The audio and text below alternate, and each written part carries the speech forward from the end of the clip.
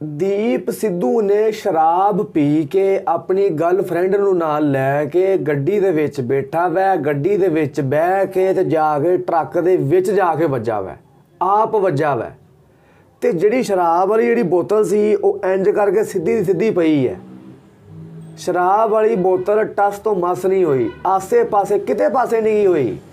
ਤੇ ਦੀਪ ਸਿੱਧੂ ਨੇ ਜਾਣ ਬੁੱਝ ਕੇ ਖੁਦਕੁਸ਼ੀ ਕੀਤੀ ਹੈ। ਹਾਂਜੀ, ਇਹ ਸਿੱਖ ਲੋਕ ਪਾਗਲ ਹੈ, ਇਹ ਪੰਜਾਬੀ ਹੈ। ਇਹ ਪੰਜਾਬੀਆਂ ਨੂੰ ਇੱਕ ਇੱਕ ਚੀਜ਼ ਦਾ ਪਤਾ ਵੈ। ਪਹਿਲੇ ਆਪਾਂ ਵੀਡੀਓ ਦੇਖਦੇ ਹਾਂ, ਫਿਰ ਆਪਾਂ ਗੱਲ ਕਰਦੇ ਹਾਂ। ਵਟਸਐਪ ਆਉਂਦੇ ਆ, ਇੰਸਟਾਗ੍ਰਾਮ ਆਉਂਦੇ ਆ, ਫੇਸਬੁੱਕ ਆਉਂਦੇ ਆ। ਫੇਸਬੁੱਕ 'ਤੇ ਮੇਰੇ ਪੇਜ ਨੂੰ ਲਾਈਕ ਕਰੋ, ਵਟਸਐਪ 'ਤੇ ਮੈਨੂੰ ਮਜ਼ੀਦ ਇੱਦਾਂ ਦੀਆਂ ਵੀਡੀਓ ਸੈਂਡ ਕਰੋ। ਸੋ ਆਹ ਵੀਡੀਓ ਸਟਾਰਟ ਕਰੀਏ। ਗੋ। ਦੀਪ ਸਿੱਧੂ ਕੇਸ ਦੇ ਵਿੱਚ ਬਹੁਤ ਵੱਡਾ ਖੁਲਾਸਾ ਨਿਕਲ ਕੇ ਆਇਆ ਹੈ। ਅਜਿਹੀਆਂ ਗੱਲਾਂ ਉੱਭਰ ਰਹੀਆਂ ਨੇ ਜਿਨ੍ਹਾਂ ਦੇ ਉੱਪਰ ਪੁਲਿਸ ਗੌਰ ਕਰਨਾ ਹੀ ਨਹੀਂ ਚਾਹੁੰਦੀ। ਪਰ ਜੇਕਰ ਤੁਸੀਂ ਇਹਨਾਂ ਗੱਲਾਂ ਦੇ ਉੱਪਰ ਜਰਾ ਜਿੰਨਾ ਵੀ ਗੌਰ ਕਰੋਗੇ ਤਾਂ ਤੁਸੀਂ ਖੁਦ ਕਹੋਗੇ ਕਿ ਇਹ ਕੋਈ ਹਾਦਸਾ ਨਹੀਂ ਸਗੋਂ ਸੋਚੀ ਸਮਝੀ ਸਾਜ਼ਿਸ਼ ਹੈ। ਅਜਿਹੇ ਖੁਲਾਸੇ ਕਿ ਦੀਪ ਸਿੱਧੂ ਦੀ ਮੌਤ ਤੇ ਖੁਸ਼ ਹੋਣ ਵਾਲੇ ਵੀ ਮੂੰਹੋਂ ਕਹਿਣਗੇ ਕਿ ਇਹ ਕੋਈ ਹਾਦਸਾ ਨਹੀਂ ਹੈ ਅਤੇ ਅਜਿਹਾ ਕਿਸੇ ਦੇ ਨਾਲ ਵੀ ਹੋ ਸਕਦਾ ਹੈ। ਤੁਸੀਂ ਇਹ ਖੁਲਾਸੇ ਸੁਣ ਕੇ ਸੋਚਣ ਦੇ ਉੱਤੇ ਮਜਬੂਰ ਹੋ ਜਾਵੋਗੇ ਕਿ ਪੰਜਾਬ ਨੂੰ ਕੰਗਾਲ ਤੇ ਖਤਮ ਕਰਨ ਤੇ ਜ਼ੋਰ ਪਾਇਆ ਜਾ ਰਿਹਾ ਹੈ। ਇਹ ਕੋਈ ਅਫਵਾਹ ਨਹੀਂ ਸਗੋਂ ਸੱਚ ਹੈ। ਜੇਕਰ ਪੰਜਾਬ ਬਚਾਉਣਾ ਹੈ ਤਾਂ ਦੀਪ ਸਿੱਧੂ ਦੀ ਮੌਤ ਨੂੰ ਅਜਾਈ ਨਾ ਜਾਣ ਦਿਓ। ਤੁਸੀਂ ਹੁਣ ਇੱਕ ਗੱਲ ਦੇ ਉੱਤੇ ਖਾਸ ਕਰਕੇ ਗੌਰ ਕਰਨੀ ਹੈ ਜੋ ਸਿੱਧੇ ਤੇ ਅਸਿੱਧੇ ਤੌਰ ਦੇ ਉੱਤੇ ਇਸ ਘਟਨਾ ਦੀ ਜੜ੍ਹਾਂ ਦੇ ਨਾਲ ਜੁੜੀ ਹੋਈ ਹੈ, ਜਾਂ ਫਿਰ ਕਹਿ ਸਕਦੇ ਹੋ ਕਿ ਇਸ ਘਟਨਾ ਦੀ ਜੜ ਹੀ ਇਹ ਮੁੱਦਾ ਹੈ। ਕਿਸਾਨ ਮੋਰਚੇ ਦੇ ਦੌਰਾਨ 26 ਜਨਵਰੀ ਨੂੰ ਜਦੋਂ ਲਾਲ ਕਿਲੇ ਵਾਲੀ ਘਟਨਾ ਹੁੰਦੀ ਹੈ ਤਾਂ ਦੀਪ ਸਿੱਧੂ ਦੇ ਪਰਚਾ ਹੋਣ ਤੋਂ ਬਾਅਦ ਉਸ ਨੂੰ ਗ੍ਰਿਫਤਾਰ ਕੀਤਾ ਜਾਂਦਾ ਹੈ। ਜੇਲ੍ਹ ਦੇ ਵਿੱਚ ਕਾਫੀ ਸਮਾਂ ਦੀਪ ਸਿੱਧੂ ਗੁਜ਼ਾਰਦਾ ਹੈ, ਜਿਸ ਤੋਂ ਬਾਅਦ ਅਦਾਲਤ ਦੇ ਵੱਲੋਂ ਉਸ ਨੂੰ ਜ਼ਮਾਨਤ ਦਿੱਤੀ ਜਾਂਦੀ ਹੈ। ਜ਼ਮਾਨਤ ਮਿਲਣ ਤੇ ਕੁਝ ਸ਼ਰਤਾਂ ਦੱਸੀਆਂ ਗਈਆਂ ਨੇ, ਜਿਨ੍ਹਾਂ ਦੇ ਵਿੱਚੋਂ ਇੱਕ ਸ਼ਰਤ ਜੋ ਬਹੁਤ ਵੱਡੀ ਸੀ ਕਿ ਦੀਪ ਸਿੱਧੂ ਹਰ ਵੇਲੇ ਆਪਣੀ ਲੋਕੇਸ਼ਨ ਔਨ ਰੱਖੇਗਾ। ਹੁਣ ਤੁਸੀਂ ਮਤਲਬ ਸਾਫ਼ ਸਮਝ ਗਏ ਹੋਵੋਗੇ ਕਿ ਜਿੱਥੇ ਜਿੱਥੇ ਵੀ ਦੀਪ ਸਿੱਧੂ ਸੀ ਉਸ ਦੀ ਲੋਕੇਸ਼ਨ ਤੋਂ ਸਾਫ਼-ਸਾਫ਼ ਤੇ ਆਸਾਨੀ ਦੇ ਨਾਲ ਪਤਾ ਲਗਾਇਆ ਜਾ ਸਕਦਾ ਸੀ ਕਿ ਉਹ ਕਿੱਥੇ ਹੈ ਤੇ ਕਿੱਥੇ ਜਾ ਰਿਹਾ ਹੈ ਅਤੇ ਕਿਸ ਰੂਟ ਦੇ ਉੱਪਰ ਹੈ। ਅਤੇ ਏਜੰਸੀਆਂ ਨੂੰ ਇਸ ਗੱਲ ਤੋਂ ਸ਼ਾਇਦ ਬਹੁਤ ਵੱਡੀ ਕਾਮਯਾਬੀ ਵੀ ਮਿਲੀ ਹੋਵੇਗੀ ਕਿ ਦੀਪ ਕਿੱਥੇ ਕਿੱਥੇ ਜਾ ਰਿਹਾ ਹੈ। ਹੁਣ ਤੁਸੀਂ ਇਹ ਸਮਝ ਗਏ ਹੋਵੋਗੇ ਕਿ ਦੀਪ ਨੇ ਇਹ ਕਿਉਂ ਕਿਹਾ ਸੀ ਕਿ ਉਸ ਦੇ ਪਿੱਛੇ ਬੰਦੇ ਲਗਾ ਦੇਣੇ ਨੇ ਤੇ ਇੱਕ ਦਿਨ ਉਸ ਨੂੰ ਖਤਮ ਕਰ ਦਿੱਤਾ ਜਾਵੇਗਾ। ਦੀਪ ਸਿੱਧੂ ਨੇ ਇਹ ਗੱਲ ਕਿਉਂ ਕਹੀ ਹੋਵੇਗੀ, ਇਹ ਗੱਲ ਤੁਸੀਂ ਹੁਣ ਤੱਕ ਸਮਝ ਹੀ ਗਏ ਹੋਵੋਗੇ। ਦੂਸਰੀ ਗੱਲ, ਕਰੋੜਾਂ ਦੀਆਂ ਸਪੋਰਟਸ ਕਾਰਾਂ ਚਲਾਉਣ ਵਾਲੇ ਦੀਪ ਸਿੱਧੂ ਤੋਂ ਤੁਸੀਂ ਉਮੀਦ ਕਰ ਸਕਦੇ ਹੋ ਕਿ ਉਹ ਸਾਫ਼ ਖੁੱਲੀ ਸੜਕ ਦੇ ਉੱਤੇ ਖੱਬੇ ਪਾਸਿਓਂ ਮਤਲਬ ਡਰਾਈਵਰ ਵਾਲੀ ਸਾਈਡ ਤੋਂ ਟਰੱਕ ਦੇ ਵਿੱਚ ਟੱਕਰ ਮਾਰੇਗਾ। ਉਹ ਵੀ ਉਹ ਡਰਾਈਵਰ ਜੋ ਮੁੰਬਈ ਤੋਂ ਦਿੱਲੀ ਤੱਕ ਖੁਦ ਚਲਾ ਕੇ ਗੱਡੀ ਲੈ ਆਇਆ ਸੀ। ਇੱਕ ਨਵਾਂ ਡਰਾਈਵਰ ਵੀ ਇਹ ਜਾਣਦਾ ਹੈ ਕਿ ਇੱਕ ਅੱਗੇ ਜਾਂਦੀ ਗੱਡੀ ਨੂੰ ਸੱਜੇ ਪਾਸੇ ਤੋਂ ਓਵਰਟੇਕ ਕੀਤਾ ਜਾਂਦਾ ਹੈ, ਨਾ ਕਿ ਖੱਬੇ ਪਾਸੇ ਤੋਂ। ਇਹ ਵੀ ਪੁਆਇੰਟ ਸੋਚਣ ਵਾਲਾ ਹੈ। ਹੁਣ ਤੁਸੀਂ ਇੱਕ ਸੁੱਤੀ ਨੀਂਦ ਤੋਂ ਬਾਹਰ ਆਵੋਗੇ ਜਦੋਂ ਤੁਸੀਂ ਇਹ ਸੁਣੋਗੇ ਕਿ ਪੋਸਟਮਾਰਟਮ ਦੇ ਵਿੱਚ ਤਾਂ ਇਹ ਲਿਖਿਆ ਗਿਆ ਸੀ ਕਿ ਸਿਰ ਦੀ ਸੱਟ ਦੇ ਨਾਲ ਦੀਪ ਸਿੱਧੂ ਦੀ ਮੌਤ ਹੋਈ ਹੈ, ਲੇਕਿਨ ਦੀਪ ਸਿੱਧੂ ਦੀ ਬੋਡੀ ਨੂੰ ਕੋਲੋਂ ਦੇਖਣ ਵਾਲੇ ਸਿਮਰਜੀਤ ਸਿੰਘ ਮਾਨ ਨੇ ਦੱਸਿਆ ਹੈ ਕਿ ਦੀਪ ਸਿੱਧੂ ਦੇ ਮੱਥੇ ਦੇ ਉੱਤੇ 2 ਉਂਗਲਾਂ ਜਿੰਨਾ ਚੌੜਾ ਇੱਕ ਗਹਿਰਾ ਨਿਸ਼ਾਨ ਸੀ। ਉਹ ਨਿਸ਼ਾਨ ਦੀਪ ਸਿੱਧੂ ਦੇ ਮੱਥੇ ਦੇ ਉੱਤੇ ਕਿਉਂ ਆਇਆ? ਕਿ ਟਰੱਕ ਦੇ ਵਿੱਚ ਕੋਈ ਸਰੀਆ ਸੀ ਜੋ ਉਸ ਦੇ ਸਿਰ ਦੇ ਵਿੱਚ ਵੜ ਗਿਆ, ਪਰ ਟਰੱਕ ਦੇ ਵਿੱਚ ਕੋਈ ਵੀ ਸਰੀਆ ਨਹੀਂ ਸੀ। ਤੁਹਾਡੀ ਜਾਣਕਾਰੀ ਦੇ ਲਈ ਕਲੀਅਰ ਕਰ ਦਿੱਤਾ ਜਾਵੇ ਤਾਂ ਫਿਰ ਉਹ ਨਿਸ਼ਾਨ ਗੋਲੀ ਦਾ ਸੀ। ਇਹ ਵੀ ਸਮਝ ਸਕਦੇ ਹਾਂ ਸ਼ਾਇਦ ਦੀਪ ਸਿੱਧੂ ਨੂੰ ਪਹਿਲਾਂ ਗੋਲੀ ਮਾਰੀ ਗਈ ਹੋਵੇ ਤੇ ਉਸ ਤੋਂ ਬਾਅਦ ਹਾਦਸੇ ਦਾ ਨਾਟਕ ਸਜਾਇਆ ਗਿਆ ਹੋਵੇ। ਅਜਿਹਾ ਵੀ ਖਦਸ਼ਾ ਜਿਤਾਇਆ ਜਾ ਰਿਹਾ ਹੈ। ਡਰਾਈਵਰ ਕਾਸਿਮ ਨੇ ਕੁਝ ਅਜਿਹਾ ਵੀ ਦੱਸਿਆ ਹੈ ਜੋ ਕਿ ਬਹੁਤ ਹੈਰਾਨੀਜਨਕ ਹੈ। ਕਾਸਿਮ ਨੇ ਦੱਸਿਆ ਜਦੋਂ ਐਕਸੀਡੈਂਟ ਹੋਇਆ ਤਾਂ ਉਸ ਵੇਲੇ ਸਕੋਰਪੀਓ ਕਾਰ ਦੇ ਵਿੱਚ ਜੋ ਸ਼ਖਸ ਸੀ ਉਹ ਐਕਸੀਡੈਂਟ ਤੋਂ ਬਾਅਦ ਚੰਗਾ ਭਲਾ ਤੇ ਜਿਉਂਦਾ ਸੀ ਤੇ ਉਸ ਨੂੰ ਕੁਝ ਵੀ ਨਹੀਂ ਹੋਇਆ ਸੀ। ਦੂਸਰੀ ਵੱਡੀ ਗੱਲ, ਡਰਾਈਵਰ ਨੇ ਇਹ ਵੀ ਦੱਸੀ ਕਿ ਸਕੋਰਪੀਓ ਕਾਰ ਦੇ ਵਿੱਚ ਸਿਰਫ ਇੱਕ ਹੀ ਸ਼ਖਸ ਮੌਜੂਦ ਸੀ, ਤਾਂ ਫਿਰ ਉਸ ਦੀ ਮਹਿਲਾ ਦੋਸਤ ਰੀਨਾ ਰਾਏ ਗੱਡੀ ਦੇ ਵਿੱਚ ਕਿੱਥੋਂ ਆ ਗਈ?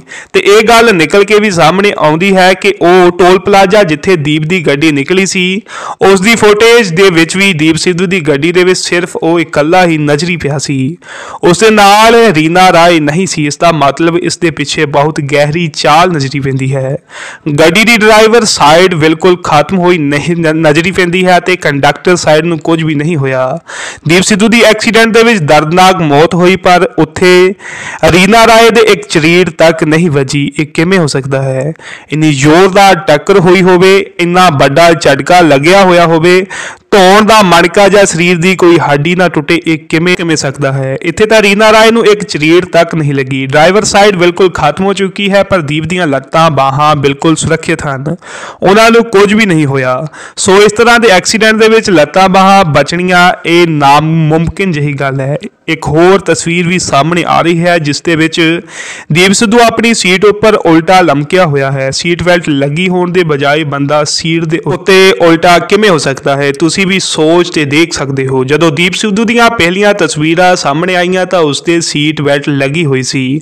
ਹੁਣ ਤੁਸੀਂ ਆਪ ਸੋਚੋ ਤੇ ਖੁਦ ਗੱਡੀ ਦੇ ਵਿੱਚ ਬੈਠ ਕੇ ਸੀਟ ਬੈਲਟ ਲਗਾ ਕੇ ਦੇਖੋ ਕਿ ਸੀਟ ਬੈਲਟ ਲਗਾਇਆ ਹੋਇਆ ਬੰਦਾ ਇੰਨੀ ਜ਼ੋਰ ਦੇ ਨਾਲ ਸਟੀਅਰਿੰਗ ਦੇ ਵਿੱਚ ਜਾ ਕੇ ਵੱਜ ਸਕਦਾ ਹੈ ਕਿ ਜਿਸ ਦੇ ਨਾਲ ਉਸਦੀ ਮੌਤ ਹੀ ਹੋ ਜਾਵੇ। ਜੇਕਰ ਅਜਿਹਾ ਹੁੰਦਾ ਹੈ ਤਾਂ ਸੀਟ ਬੈਲਟ ਦੇ ਉੱਤੇ ਇੰਨੇ ਮੋٹے ਚਲਾਨ ਸਰਕਾਰਾਂ ਕਿਉਂ ਕਰਦੀਆਂ ਨੇ।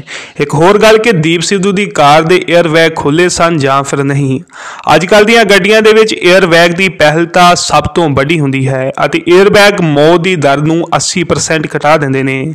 ਤਾਂ ਫਿਰ ਦੀਪ ਸਿੱਧੂ ਦੀ ਗੱਡੀ ਦੇ 에ਅਰ ਬੈਗ ਖੁੱਲੇ ਜਾਂ ਫਿਰ ਨਹੀਂ, ਤੇ ਜੇਕਰ ਨਹੀਂ ਖੁੱਲੇ ਤਾਂ ਉਹ ਕਿਉਂ ਨਹੀਂ ਖੁੱਲੇ? ਕਿਉਂਕਿ ਜਰਾ ਜਿੰਨੀ ਟੱਕਰ ਦੇ ਉੱਤੇ 에ਅਰ ਬੈਗ ਝੱਟ ਖੁੱਲ ਜਾਂਦੇ ਨੇ। ਸਭ ਤੋਂ ਵੱਡੀ ਗੱਲ ਤਾਂ ਇਹ ਹੈ ਕਿ ਕਾਸਮ ਜੋ ਕਿ ਟਰੱਕ ਦਾ ਡਰਾਈਵਰ ਹੈ, ਉਸਨੇ ਅਦਾਲਤ ਦੇ ਵਿੱਚ ਇਹ ਕਿਹਾ ਕਿ ਉਸ ਨੂੰ ਖਦਸ਼ਾ ਹੈ ਕਿ ਉਸ ਦਾ ਵੀ ਕਤਲ ਕਰ ਦਿੱਤਾ ਜਾਵੇਗਾ। ਉਸ ਨੂੰ ਆਪਣੀ ਜਾਨ ਦੀ ਪਰਵਾਹ ਹੈ ਤੇ ਹੁਣ ਉਸ ਦਾ ਕਤਲ ਕੌਣ ਕਰੇਗਾ ਇਹ ਤੁਹਾਨੂੰ ਦੱਸਣ ਜਾਂ ਬੋਲਣ ਦੀ ਲੋੜ ਨਹੀਂ ਹੈ, ਤੁਸੀਂ ਸਾਰੇ ਖੁਦ ਸਮਝਦਾਰ ਹੋ। ਜਿੱਥੇ ਅੱਜ ਤੱਕ ਕੋਈ ਵੀ ਪ੍ਰਾਈਵੇਟ ਜਾਂ ਫਿਰ ਟੋਲ ਪਲਾਜ਼ੇ ਦੀ CCTV ਫੁਟੇਜ ਪੁਲਿਸ ਵੱਲੋਂ ਜਾਂਚ ਨਹੀਂ ਕੀਤੀ ਗਈ, ਉੱਥੇ ਇਸ ਘਟਨਾ ਨੂੰ ਸਿਰਫ ਇੱਕ ਐਕਸੀਡੈਂਟ ਦੱਸਣ ਦੇ ਉੱਤੇ ਪੁਲਿਸ ਜ਼ੋਰ ਪਾ ਰਹੀ ਹੈ। ਇੱਕ ਪਾਸੇ ਉਸ ਦਿਨ ਇਹ ਕਿਹਾ ਜਾ ਰਿਹਾ ਸੀ ਕਿ ਰੀਨਾ ਰਾਏ ਜ਼ਖਮੀ ਹੈ ਤੇ ਉਹ ਬਿਆਨ ਦੇਣ ਦੀ ਹਾਲਤ ਦੇ ਵਿੱਚ ਨਹੀਂ ਹੈ। ਉੱਥੇ ਸਿਰਫ 20 ਮਿੰਟ ਬਾਅਦ ਹੀ ਰੀਨਾ ਰਾਏ ਦਾ ਬਿਆਨ ਆ ਜਾਂਦਾ ਹੈ ਜੋ ਇਸ ਘਟਨਾ ਨੂੰ ਸਿਰਫ ਇੱਕ ਐਕਸੀਡੈਂਟ ਦਰਸਾਉਣ ਤੇ ਜ਼ੋਰ ਪਾ ਰਿਹਾ ਸੀ। ਇਹ ਸਭ ਕੁਝ ਕੀ ਵਾਪਰ ਰਿਹਾ ਹੈ ਤੁਸੀਂ ਦੇਖ ਰਹੇ ਹੋ। ਦੀਪ ਸਿੱਧੂ ਦਾ ਐਕਸੀਡੈਂਟ ਹੋਇਆ ਹੈ। ਵਾਹ ਬਈ ਵਾਹ, ਇਹ ਪੰਜਾਬੀ ਹੈ। ਇਹਨਾਂ ਨੂੰ ਇਹ ਤੇ ਹੈ ਹੀ ਪਾਗਲ ਨੇ। ਇਹ ਸਿੱਖਾਂ ਨੇ ਜਿਹੜੀਆਂ ਪਗੜੀਆਂ ਪਾਈਆਂ ਹੁੰਦੀਆਂ, ਇਹ ਸਾਰੇ ਦੇ ਸਾਰੇ ਪਾਗਲ ਹੈ। ਇਹਨਾਂ ਨੇ ਸਿੱਖਾਂ ਨੂੰ ਪਾਗਲ ਸਮਝਿਆ ਵਾ ਕਿ ਇਹਨਾਂ ਨੂੰ ਕੀ ਸ਼ਾਇਦ ਪਤਾ ਹੀ ਨਹੀਂਗਾ ਚੱਲਣਾ। ਪੂਰਾ ਦਾ ਪੂਰਾ ਪਲਾਨ ਹੋਇਆ ਵੈ ਕਿ ਪੂਰਾ ਦਾ ਪੂਰਾ ਦਿਖਾਇਆ ਵੈ ਕਿ ਦੀਪ ਸਿੱਧੂ ਘਰੋਂ ਨਿਕਲਿਆ ਵੈ ਦਿੱਲੀ 'ਚੋਂ, ਨਾਲ ਉਹਨੇ ਆਪਣੀ ਗਰਲਫ੍ਰੈਂਡ ਨੂੰ ਲਿਆ ਵੈ ਨਾਲ ਉਹਨੇ ਸ਼ਰਾਬ ਦੀ ਬੋਤਲ ਲਈ ਹੈ ਸ਼ਰਾਬ ਦੀ ਬੋਤਲ ਲੈ ਕੇ ਤੇ ਗੱਡੀ ਨੂੰ ਇੰਜ ਕਰਕੇ ਸਟੀਅਰਿੰਗ ਤੋਂ ਫੜਿਆ ਵੈ ਤੇ 100-120 ਦੀ ਸਪੀਡ ਦੇ ਉੱਤੇ ਜਾਂਦੇ ਆ। ਸਪੋਰਟਸ ਕਾਰ ਦਾ ਮਾਹਰ ਇੰਜ ਕਰਕੇ ਜਾਂਦੇ ਆ ਗੱਡੀ ਦੇ ਉੱਤੇ ਤੇ ਨਾਲ ਸ਼ਰਾਬ ਪੀਣ ਦਿਆ ਵੈ। ਜ਼ੇਨ ਉਹਦਾ ਖਰਾਬ ਹੋ ਗਿਆ ਵੈ, ਜ਼ੇਨੀ ਤੌਰ 'ਤੇ ਉਹਨੂੰ ਹੋਸ਼ ਹੀ ਕੋਈ ਨਹੀਂ ਹੈ ਕਿ ਮੈਂ ਗੱਡੀ ਚਲਾਉਣ ਡਿਆ ਵੈ। ਰੀਨਾ ਰਾਏ ਹੈ ਉਹ ਨਾਲ ਬੈਠੀ। ਅੱਛਾ, ਰੀਨਾ ਰਾਏ ਕੋਲ ਸਟੀਅਰਿੰਗ ਨਹੀਂ ਹੈ। ਰੀਨਾ ਰਾਏ ਜਿਹੜੀ ਬੈਠੀ ਹੈ ਉਹਦੇ ਅੱਗੇ ਜਿਹੜੀ ਜਗ੍ਹਾ ਵੈ ਉਹ ਸਾਰੀ ਦੀ ਸਾਰੀ ਖਾਲੀ ਹੈ ਤੇ ਜਦੋਂ 100-120 ਦੀ ਸਪੀਡ 'ਤੇ ਜਾ ਕੇ ਗੱਡੀ ਵੱਜਦੀ ਹੈ, ਦੀਪ ਸਿੱਧੂ ਦੇ ਹੱਥ ਵਿੱਚ ਸਟੀਅਰਿੰਗ ਹੈ ਤੇ ਉਹ ਅੱਗੇ ਜਾ ਕੇ ਵੱਜਦਾ ਵੈ, ਸਟੀਅਰਿੰਗ ਦੇ ਵਿੱਚ ਖੁੱਬਦਾ ਵੈ ਕਿਉਂਕਿ ਉਹਨੇ ਸਟੀਅਰਿੰਗ ਵੀ ਹੱਥ 'ਚ ਫੜਿਆ ਉਹਨੇ। ਫਿਰ ਹੈ ਵੀ ਬੰਦਾ ਨਾਲ ਕੌਣ ਬੈਠੀ ਹੈ? ਬੁੱਢੀ। ਉਹ ਬੁੱਢੀ ਤੇ ਇਸ ਤਰ੍ਹਾਂ ਦਾ ਮਾਮਲਾ ਦੇਖ ਕੇ ਵੈਸੇ ਡਰ ਜਾਂਦੀ ਹੈ, ਉਹਨੂੰ ਆਪਣਾ ਹੋਸ਼ ਨਹੀਂ ਗਾ ਹੁੰਦਾ ਤੇ ਉਹ ਆਪਣੀ ਸੀਟ 'ਤੇ ਇੰਜ ਕਰਕੇ ਪੂਰੀ ਬੈਠੀ ਰਹੀ, ਉਹਨੂੰ ਕੁਛ ਵੀ ਨਹੀਂ ਗਾ ਹੋਇਆ। ਤੇ ਦੀਪ ਸਿੱਧੂ ਨੇ ਸੀਟ ਬੈਲਟ ਵੀ ਲਾਈ ਹੈ, ਸਟੀਅਰਿੰਗ ਵੀ ਪੜਿਆ ਵੈ ਤੇ ਅੱਗੇ ਜਾ ਕੇ ਵੱਜਿਆ ਵੈ ਤੇ ਉਹਦੀ ਮੌਤ ਹੋ ਗਈ ਹੈ। ਆਹਾ ਕਿਆ ਬਾਤ ਹੈ। ਇਹ ਪੰਜਾਬੀਆਂ ਨੂੰ ਕਿਤੇ ਸ਼ਾਇਦ ਪਤਾ ਹੀ ਕੋਈ। ਤੇ ਰੀਨਾ ਰਾਏ ਜਿਹੜੀ ਕੁੜੀ ਬੈਠੀ ਸੀ ਉਹਨੂੰ ਵੀ ਕੁਛ ਨਹੀਂ ਗਾ ਹੋਇਆ ਤੇ ਸ਼ਰਾਬ ਦੀ ਜਿਹੜੀ ਬੋਤਲ ਹੈ ਉਹ ਇੰਜ ਕਰਕੇ ਸਿੱਧੀ ਪਈ ਹੈ। ਤੁਸੀਂ ਆਪ ਹਿਸਾਬ ਲਾਓ। ਨਹੀਂ ਬਈ ਨਹੀਂ, ਇਸ ਤਰ੍ਹਾਂ ਨਹੀਂ ਹੋ ਸਕਦਾ। ਇਹ ਪਿੱਛੋਂ ਵਾਰ ਕਰਦੇ ਹੈ, ਇਹ ਅੱਗੋਂ ਵਾਰ ਕਰਨਾ ਨਹੀਂ ਜਾਣਦੇ। ਇਹ ਗਿੱਦੜ ਹੈ, ਗਿੱਦੜ ਸਾਹਮਣੇੋਂ ਵਾਰ ਨਹੀਂ ਕਰਦਾ, ਗਿੱਦੜ ਪਿੱਛੋਂ ਵਾਰ ਕਰਦਾ ਵੈ। ਇਹ ਸਿਰਫ ਇਹਨਾਂ ਨੂੰ ਸਿਰਫ ਲੱਭਦੀਆਂ ਤੇ ਬੀਬੀਆਂ ਲੱਭਦੀਆਂ ਵੈ। ਇਹਨਾਂ ਨੂੰ ਸਿਰਫ ਮੁਸਲਮਾਨ ਔਰਤਾਂ ਲੱਭਦੀਆਂ, ਉਹਨਾਂ ਦੇ ਹਜਾਬ ਲਾਉਂਦੇ ਹੈ। ਬੰਦਾ ਤਾਂ ਇਹਨਾਂ ਨੂੰ ਕੋਈ ਨਜ਼ਰ ਹੁੰਦਾ ਹੀ ਨਹੀਂ ਨਾ। ਬੰਦਾ ਸੀਗਾ ਸ਼ੇਰ, ਨੇ ਬੰਦਾ ਨਹੀਂ ਸ਼ੇਰ ਸੀਗਾ। ਸੰਤ ਬਾਬਾ ਜਰਨੈਲ ਸਿੰਘ ਖਾਲਸਾ ਪਿੰਡਰਾਂ ਜੀ ਵਾਲਾ ਉਹਦੇ ਅੱਗੇ ਕੋਈ ਵੀ ਨਹੀਂ ਸੀ ਕੁਸਕਦਾ।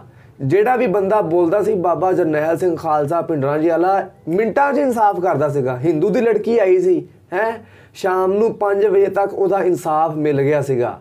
ਉਹਦੇ ਨਾਲ ਫਿਰ ਕੀ ਹੋਇਆ ਸੀਗਾ? ਬਾਬਾ ਜਰਨੈਲ ਸਿੰਘ ਪਿੰਡਰਾਂ ਜੀ ਵਾਲੇ ਨੇ ਟੋਟੇ ਕਰਕੇ ਉਹਦੇ ਘਰ ਪਹੁੰਚਾਤਾ ਸੀ। ਇਹ ਸੀ ਇਨਸਾਫ। ਲੋਕਾਂ ਨੂੰ ਅੱਜ ਇਸ ਇਨਸਾਫ ਦੀ ਲੋੜ ਹੈ।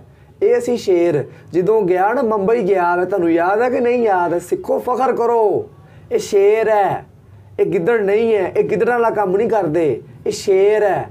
ਇਹ ਦੀਪ ਸਿੱਧੂ ਵੀ ਸ਼ੇਰ ਸੀਗਾ। ਸਿੱਖੋ, ਫਖਰ ਕਰੋ ਤੁਸੀਂ ਬਸ ਕਿ ਜਦੋਂ ਬਾਬਾ ਜਰਨੈਲ ਸਿੰਘ ਭਿੰਡਰਾਂ ਜੀ ਵਾਲਾ ਜਦੋਂ ਗਿਆ ਵਾ ਉੱਥੇ ਮੁੰਬਈ ਦੇ ਵਿੱਚ, ਤੇ ਕੀ ਕਿਹਾ ਸੀ ਇਹਨੂੰ, ਬਾਲ ਟਾਕਰੇ ਨੂੰ, ਹਰਾਮੀ ਨੂੰ, ਹੈਂ, ਉਹਨੂੰ ਕਿਹਾ ਸੀਗਾ ਕਿ ਮੈਂ ਤੇਰੀਆਂ ਸੜਕਾਂ ਦੇ ਉੱਤੇ ਘੁੰਮਣ ਨਿਆ ਆਇਆ, ਬਾਹਰ ਨਹੀਂ ਸੀ ਆਇਆ, ਗਿੱਦੜ ਸੀਗਾ। ਉਹਨੂੰ ਪਤਾ ਸ਼ੇਰ ਫਿਰਦੇ ਆ, ਤੇ ਸ਼ੇਰ ਦੇ ਸਾਹਮਣੇ ਗਿੱਦੜਾਂ ਦਾ ਕੋਈ ਕੰਮ ਨਹੀਂਗਾ। ਇਹਨਾਂ ਨੇ ਤੇ ਆਪਣੇ ਨੂੰ ਦੀਪ ਸਿੱਧੂ ਨੂੰ ਮਾਰ ਕੇ ਖ਼ਤਮ ਕਰਕੇ ਕਿਹਾ ਕਿ ਚਲੋ ਖ਼ਤਮ ਹੋ ਗਿਆ। ਨਹੀਂ ਵੀ ਨਹੀਂ, ਦੀਪ ਸਿੱਧੂ ਖ਼ਤਮ ਨਹੀਂ ਹੋਇਆ, ਦੀਪ ਸਿੱਧੂ ਜ਼ਿੰਦਾ ਹੈ। ਦੀਪ ਸਿੱਧੂ ਦੀ ਸੋਚ, ਦੀਪ ਸਿੱਧੂ ਦੇ ਕੰਮ, ਇੱਕ ਇੱਕ ਚੀਜ਼ ਬੱਚੇ ਦੇ ਜ਼ੇਨ ਦੇ ਵਿੱਚ ਜ਼ਿੰਦਾ ਹੈ। ਬਸ ਜੋ ਮੈਂ ਆਪਣੀ ਮੁਸਲਮਾਨ ਦੇ ਨਜ਼ਰ ਵਿੱਚ ਜੋ ਮੈਂ ਸਮਝਣਾ ਸੀ ਉਹ ਮੈਂ ਤੁਹਾਨੂੰ ਦੱਸ ਦਿੱਤਾ। ਬਾਕੀ ਤੁਹਾਡਾ ਹੀ ਖਿਆਲ ਹੈ, ਤੁਹਾਡੀ ਕੀ ਰਾਏ ਹੈ, ਤੁਸੀਂ ਕਮੈਂਟ ਬਾਕਸ ਵਿੱਚ ਲਾਜ਼ਮੀ ਦੱਸੋ। ਇਹ ਸੀ ਅੱਜ ਦੀ ਵੀਡੀਓ। ਮਿਲਾਂਗਾ ਤੁਹਾਨੂੰ ਅਗਲੀ ਵੀਡੀਓ ਵਾਸਤੇ। ਇਜਾਜ਼ਤ ਚਾਹੁੰਦੇ ਹਾਂ।